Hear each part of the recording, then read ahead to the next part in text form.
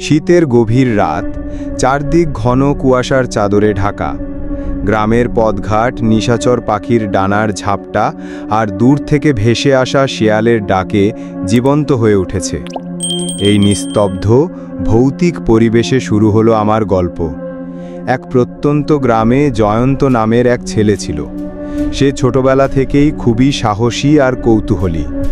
গ্রামের বয়স্ক লোকেরা তাকে বারবার বলতো, বাপ, এত রাতে একা একা বাইরে যাস না, এই নির্জন রাস্তায় শয়তানের আনাগোনা।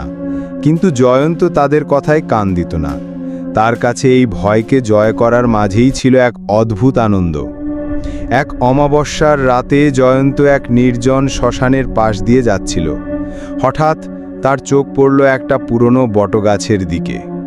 গাছটি এতটাই পুরনো ছিল যে তার শেকড় মাটির বুক চিরে বেরিয়ে এসেছে, আর ডালপালাগুলো ছড়িয়ে আছে আকাশের দিকে। এই গাছের ডালের ওপর বাঁধা ছিল একটা সাদা কাপড়, আর তার ওপর জ্বলছে একটা মোমবাতি।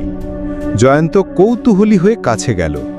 সে দেখল মোমবাতির শিখা বাতাসে কাঁপছে না, একেবারে স্থির হয়ে জ্বলছে, অথচ আশেপাশে গাছের পাতাগুলো অবিরত কাঁপছে।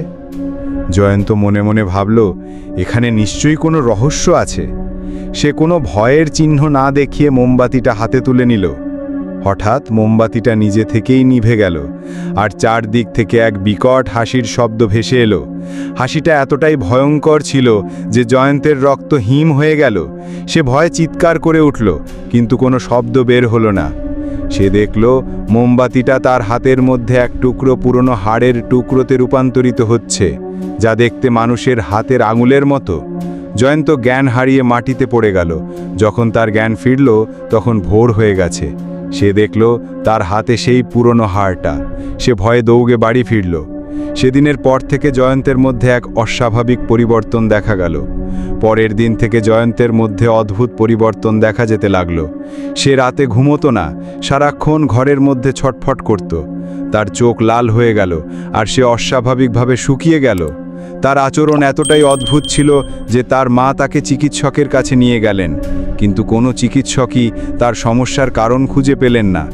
জয়ন্তের মা মনে মনে ভয় পেলেন, হয়তো কোনো অশুভ শক্তি তার ছেলেকে আচ্ছন্ন করেছে।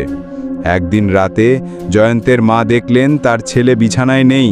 তিনি খোঁজাখুঁজি করে দেখলেন জয়ন্ত তার ঘরের কোণে বসে আছে।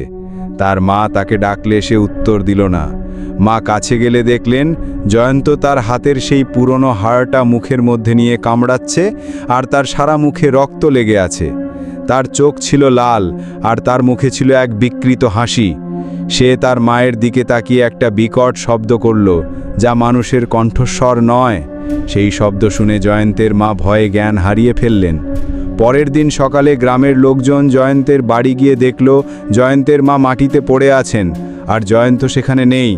গ্রামের লোকজন অনেক খোঁজাখুঁজি করেও তাকে পেল না। সেই থেকে আজ পর্যন্ত জয়ন্তকে আর কেউ দেখেনি। তবে গ্রামের লোকজন বলে, আজও নাকি গভীর রাতে সেই পুরনো বটগাছের কাছে এক বিকট হাসি শোনা যায়। আর শোনা যায়, কেউ যদি সেই হাসির শব্দ শুনতে পায়, তাহলে সেও জয়ন্তর মতো অদৃশ্য হয়ে যায়।